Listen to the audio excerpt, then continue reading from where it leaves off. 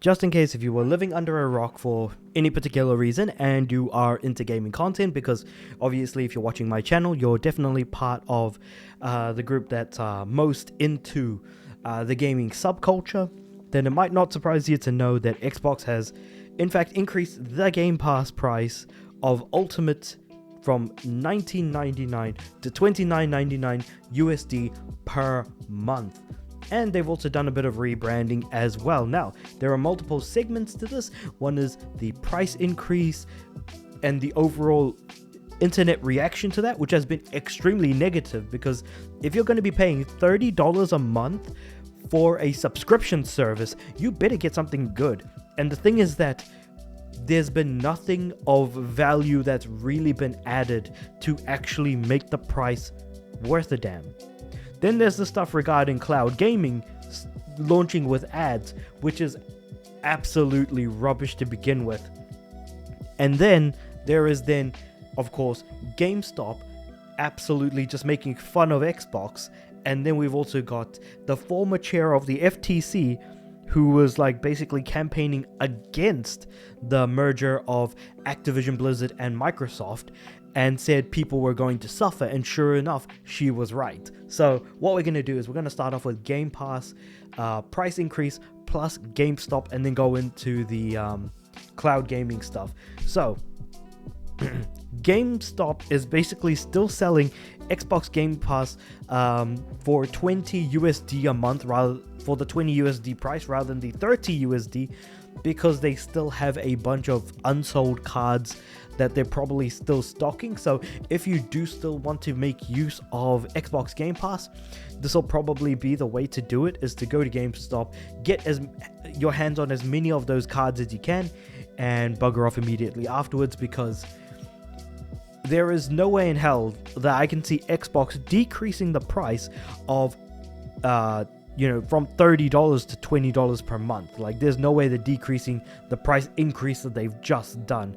Now, with that being said, if you ever saw any value in Xbox Game Pass before, there's a good chance that now that you know about this price increase, that you're probably going to cancel. And in fact, so many people have canceled or are trying to cancel that it's basically crashing the subscriptions website, which is crazy to see. The fact that it's also on Google Trends as well, that people are actually actively going out of their way to cancel their subscriptions, is pretty crazy. But if there's one thing that I've learned, especially being on the PlayStation side, is if the price increase is large enough and enough people stay, then the price increase was worth it, because the company is getting more money. Basically, because they increased the price by 50%, as long as no more than a third of their Game Pass base actually, gets rid of their subscription completely, Microsoft is effectively making more money than they did before.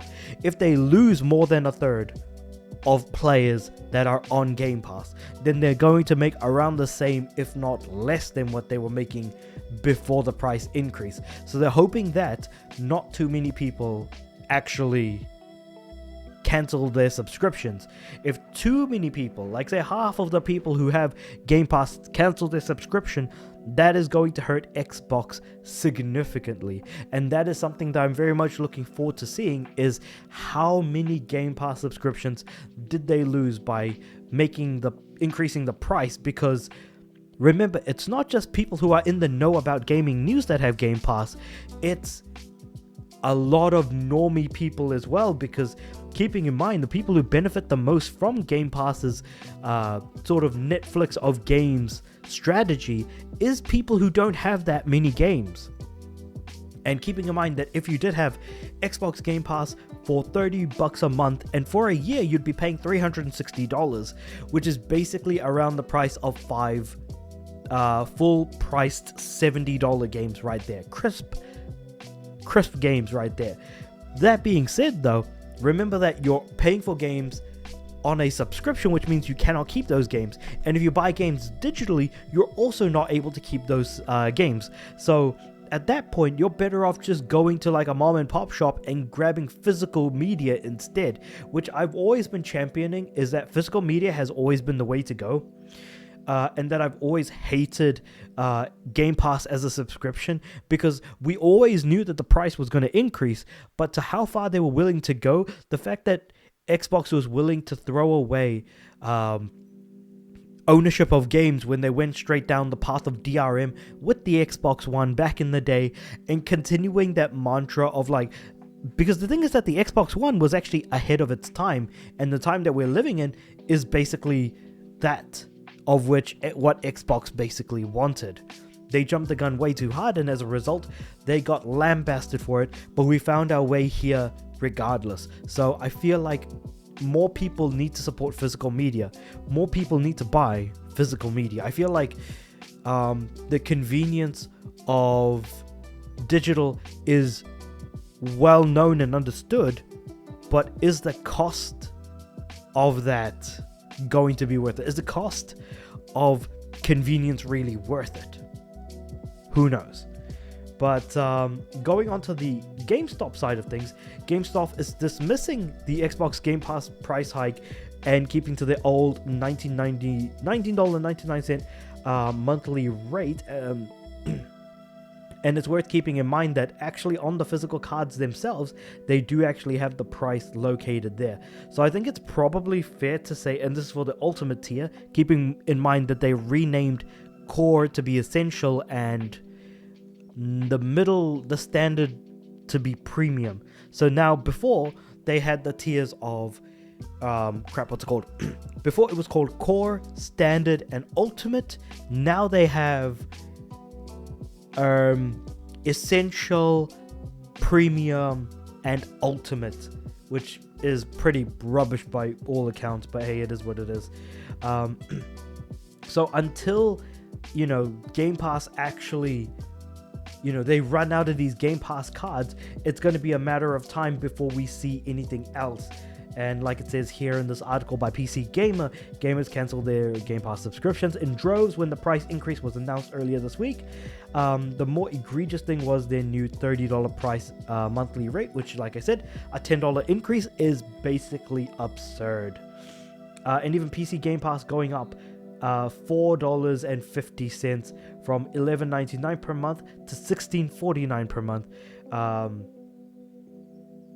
At these prices, it's difficult to justify renting games through a subscription service, and you're better off buying it outright, which is basically what I was saying earlier.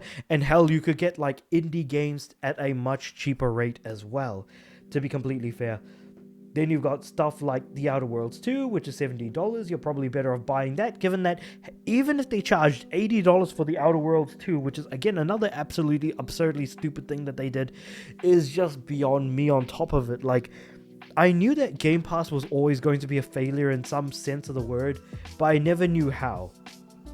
Now I can tell you for sure that this is exactly how. And now let's talk about a free ad-supported version of Xbox Cloud Gaming. So, with cloud gaming coming out of beta as part of the price increases regarding the Xbox Game Pass, Microsoft is now going to launch a free cloud gaming version of Xbox Cloud Gaming with ads. So, sources familiar with Microsoft's plan tell The Verge that, and this is The Verge that I'm reading, so this is Tom Warren, guy you want to look at, that the software maker has started testing ad-supported games streaming internally, allowing employees to play select titles free without a Game Pass subscription. I understand that the free ad-supported version of Xbox Cloud Gaming will include the ability to stream some games you own, as well as eligible free play days titles, which let Xbox players try games over a weekend. You'll be able to stream Xbox Retro Classics games as well. Now, that being said, though, there was also another thing that I didn't know about, and it shows how little I play on Xbox. If you have Game Pass, you also get a 10% discount on DLCs. That has also been completely removed as well. So, not only is not enough features being added in to justify the price increase, of which they didn't really add anything, and they're taking things away like a possible discount on DLC, which would have been nice, especially for the more expensive pieces of DLC, like $30 DLC, you get 10% discount of $3, so you get it for 27. That's still something. It's better than nothing, that's for sure. But now you're taking things away from people that they used to have, so obviously they are going to complain about that. So apparently there's going to be around 2 minutes of pre-roll ads before a game is available to stream for free through Xbox Cloud Gaming.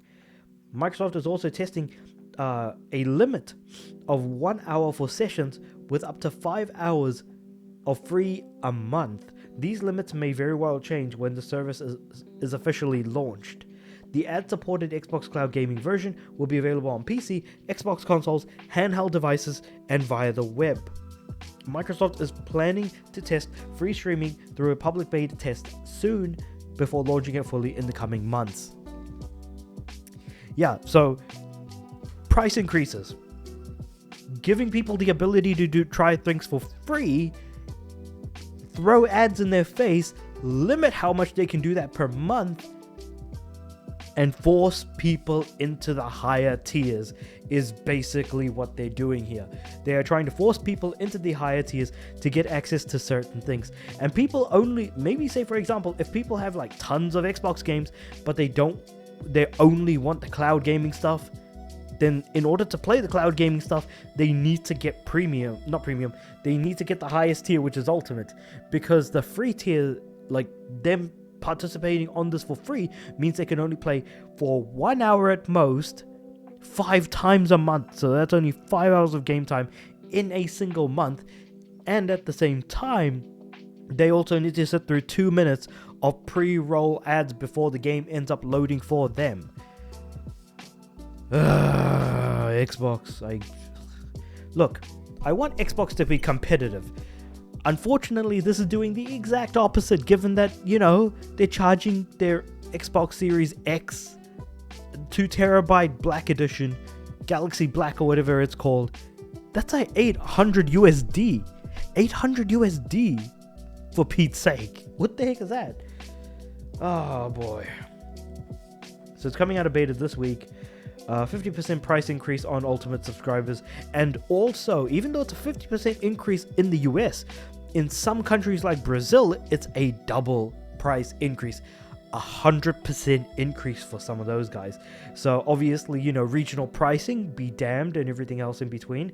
So where does this lead us now? Well, as Xbox raises the Game Pass prices, former FTC chair says it warned Activision deal would harm gamers, and this is all where it all ultimately comes down to. The fact that they managed to buy Activision Blizzard. The fact that the government said it was okay, the US government said it was okay for that to happen. And now look at everything that's happening. Not only are there going to be a ton of layoffs, as there have been up until now, there will continue to be even more layoffs moving forward as well. So, let's actually look at what she had to say. So, former chair of the FTC, which is part of the US government, fought to block the 2023 acquisition of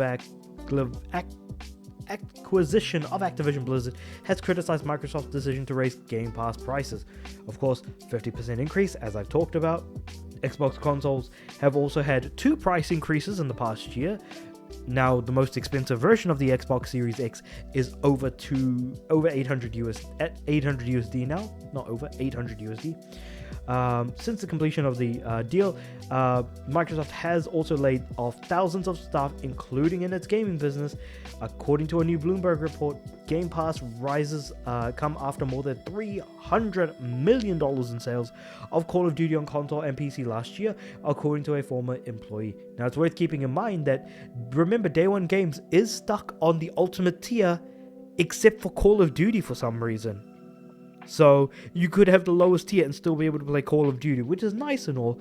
But again, making Call of Duty free, this is part of the cost that Microsoft has had to incur. But the thing is that I feel like Microsoft wanted to pay that cost, because it doesn't seem like they feel bad about it in any way, shape, or form. Lena Khan, who was the chair of the FTC from 2021 until earlier this year, took to social media after the Game Pass news, quoting a post which noted that in March 2023, Microsoft told the court that Game Pass prices would not increase as a result of its Activision Blizzard acquisition. And so here's the quote in question. Microsoft's acquisition of Activision has been followed by significant price hikes and layoffs, harming both gamers and developers, Khan wrote. As we've seen across sectors, increasing market consolidation and increasing prices often go hand in hand. As dominant firms become too big to care, things can make things worse for their customers without having to worry about the consequences. Obviously, Microsoft completed the games industry's biggest deal ever after the U.S. District Court for the Northern District of California denied the FTC's motion for a preliminary injunction, allowing for the acquisition to be completed.